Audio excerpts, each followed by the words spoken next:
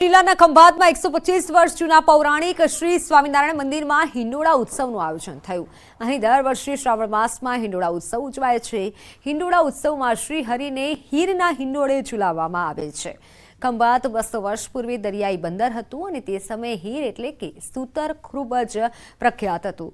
ત્યારે ભક્તો ભગવાનને હીરનો ખેસ પહેરાવતા અને ત્યારબાદ મંદિર બનતા હિંડોળા ઉત્સવની શરૂઆત થઈ।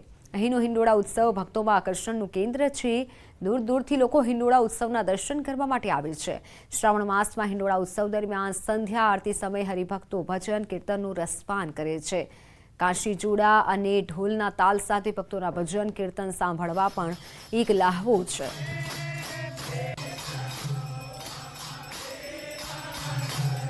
ने 25 વર્ષથી આ મંદિર છે જેની અંદર ભગવાન દર્શન દઈ રહેલા છે અને આ હરિભક્તો બધા પ્રેમથી અને ભાવથી આ હીરના હિંડોળાની અંદર સજાવટથી આ ભગવાનને ઝુલાવી રહ્યા છે।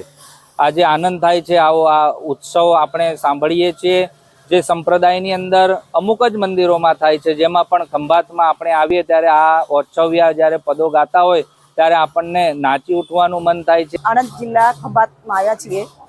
હરિકૃષ્ણ મહારાજના મંદિરમાં હીરના હિંડોળામાં ભગવાન ઝૂલે છે અને હીરના હિંડોળા ઝૂલાવા જ આવ્યા છીએ અને દર્શન કરવા માટે આવ્યા છીએ। સ્વામિનારાયણ સંપ્રદાયની અંદર હીરના હિંડોળા, રેશમના હિંડોળા માત્ર કોઈ જગ્યા થતા હોય તો ખંભાત શહેરમાં થાય છે અને ખંભાતના હરિભક્તો સંપ્રદાયની અંદર અલગ અલગ ધામોની અંદર પણ આ રેશમના હિંડોળા બનાવવા માટે જાય છે। રક્ષાબંધનના તહેવારને હવે ગણતરીના કલાકો બાકી છે। બજારમાં અવનવી રાખડીઓ ધૂમ મચાવી રહી છે। ત્યારે વાત કરીએ મોરબીના કલ્યાણપર ગામની કે જ્યાં રાખડીઓને લઈને ગૃહ ઉદ્યોગ ચાલી રહ્યો છે।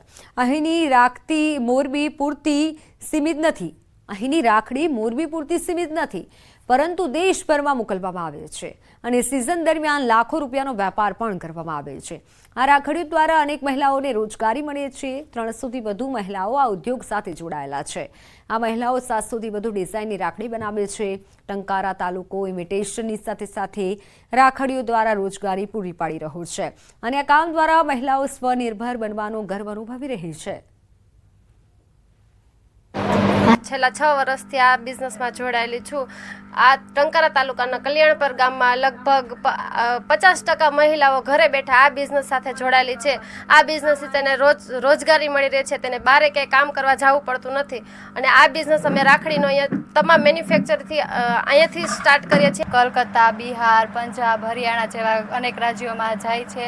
આ બિઝનેસથી અમને મહિલા વધારે આ બિઝનેસથી સંકળાયેલા છે। મહિલાને સારો એવી કમાઈ મળી રહી છે। આ બિઝનેસથી મહિલા માટે એક આવકનું સારું સાધન છે। આ જે રાખડીનું કામકાજ વર્ષોથી આ ચાલે છે અને રાખડી એ 5 રૂપિયાથી માંડીને 50 રૂપિયા સુધીની બનાવવામાં આવે છે અને આ વ્યવસાય સાથે જનરલી વધુ પડતી મહિલાઓ જોડાયેલી છે અને મહિલાઓ આ વ્યવસાય સાથે જોડાઈ અને પોતાનું ગુજરાન સારી રીતે ચલાવે છે।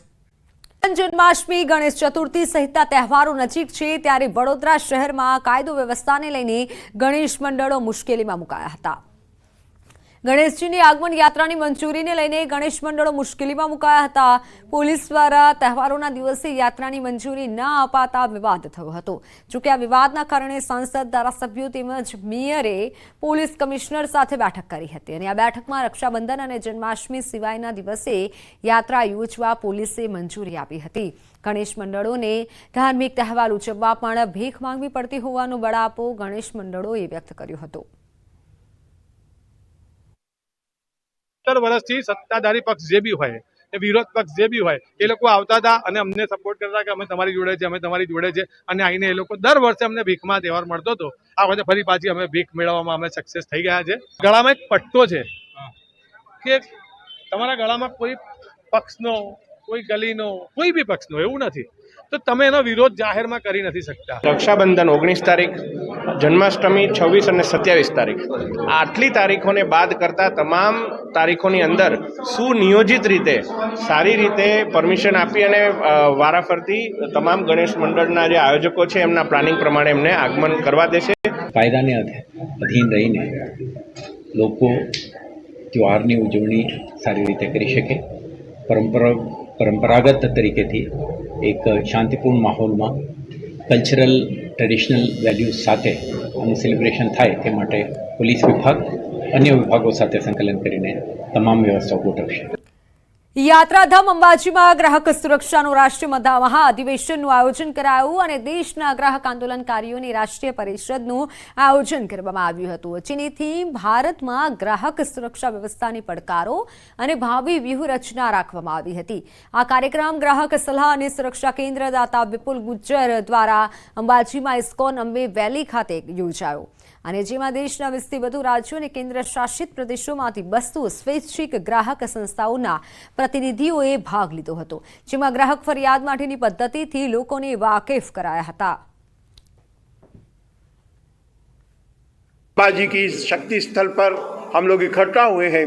देश के उपभोक्ताओं को शोषण मुक्त बनाने की जो हमारी लड़ाई चल रही है उसमें जो दिक्कतें आ रही हैं उसकी समीक्षा करने के लिए देश में जो कानून बने हैं, उपभोक्ता संरक्षण कानून 1986, 2019, खाद्य अपमिश्रण निवारण कानून, लीगल मेट्रोलॉजी कानून, उन सब के बावजूद आज भी देश का बहुसंख्यक वर्ग, गरीब, किसान, मजदूर, पिछड़े तबके के लोग आज भी शोषित हो रहे हैं. तो क्या कारण है कि हम इन कानूनों को प्रभावी ढंग से क्रियान्वित नहीं कर पाए? इन सब को लेकर आज यहाँ चर्चा हो रही है.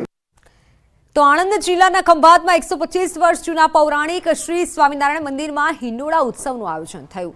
અહીં દર વર્ષે શ્રાવણ માસમાં હિંડોળા ઉત્સવ ઉજવાય છે. હિંડોળા ઉત્સવમાં શ્રી હરિને હીરના હિંડોળે ઝુલાવવામાં આવે છે. ખંભાત 200 વર્ષ પૂર્વે દરિયાઈ બંદર હતું અને તે સમયે હીર એટલે કે સૂતર ખૂબ જ પ્રખ્યાત હતું. ત્યારે ભક્તો ભગવાનને હીરનો ખેસ પહેરાવતા અને ત્યારબાદ મંદિર બનતા હિંડોળા ઉત્સવની શરૂઆત થઈ. અહીંનો હિંડોળા ઉત્સવ ભક્તોમાં આકર્ષણનું કેન્દ્ર છે. દૂર દૂરથી લોકો હિંડોળા ઉત્સવના દર્શન કરવા માટે આવે છે.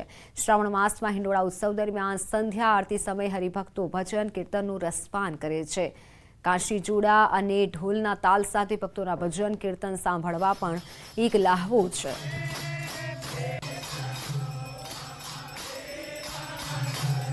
ને 25 વર્ષથી આ મંદિર છે જેની અંદર ભગવાન દર્શન દઈ રહેલા છે અને આ હરિભક્તો બધા પ્રેમથી અને ભાવથી આ હીરના હિંડોળાની અંદર સજાવટથી આ ભગવાનને ઝુલાવી રહ્યા છે.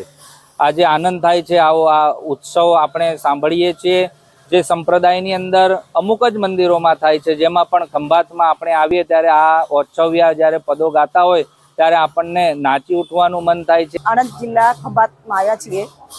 હરિકૃષ્ણ મહારાજના મંદિરમાં હીરના હિંડોળામાં ભગવાન ઝૂલે છે અને હીરના હિંડોળા ઝુલાવા જ આવ્યા છીએ અને દર્શન કરવા માટે આવ્યા છીએ. સ્વામિનારાયણ સંપ્રદાયની અંદર હીરના હિંડોળા, રેશમના હિંડોળા માત્ર કોઈ જગ્યા થતા હોય તો ખંભાત શહેરમાં થાય છે અને ખંભાતના હરિભક્તો સંપ્રદાયની અંદર અલગ અલગ ધામોની અંદર પણ આ રેશમના હિંડોળા બનાવવા માટે જાય છે.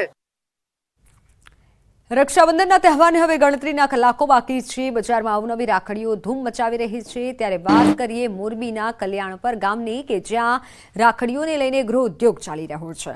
અહીંની રાખડી મોરબી પૂરતી સીમિત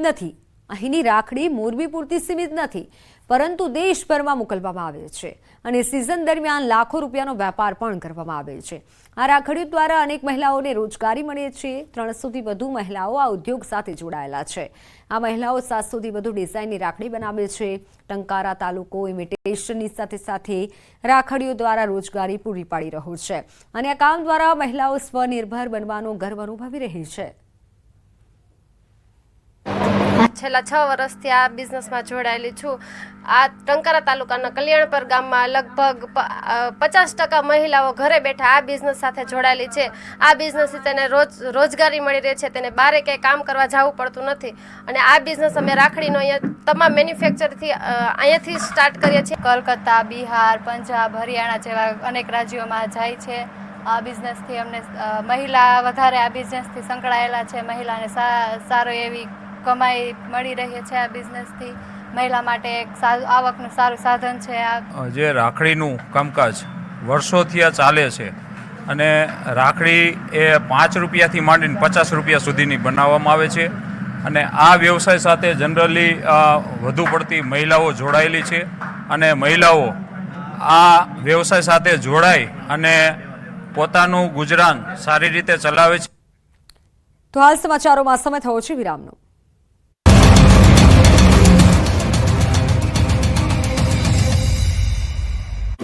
Da મલિકને જાસલપુર ચોકડી ઉપર આવેલ જન્નત સ્થિતિની બાજુમાં ખુલ્લા મેદાનમાં પકડી પાડ્યો. હત્યાનો આરોપી ઇરફાન ઉર્ફે ગીરી પોલીસ પકડથી ભાગવા માટે પોલીસ સાથે ઝપાઝપી કરી તેમજ એક પોલીસકર્મીને બટકું ભરીને હુમલો કરી દીધો, પરંતુ પોલીસે આરોપીને ઝડપીને પોલીસ સ્ટેશન ખાતે જાણ કરતા અન્ય પોલીસકર્મીઓ દોડી આવ્યા અને ઇરફાન ઉર્ફે ગીરીની ધરપકડ કરી જેલના હવાલે કર્યું. બાદમાં જે સ્થળ પર ધરપકડ કરવામાં આવી ત્યાં લઈ જઈ આરોપીને કાન પકડાવી ઉઠક બેઠક કરાવતા બુટલેગરોમાં ફફડાટ મચી ગયો.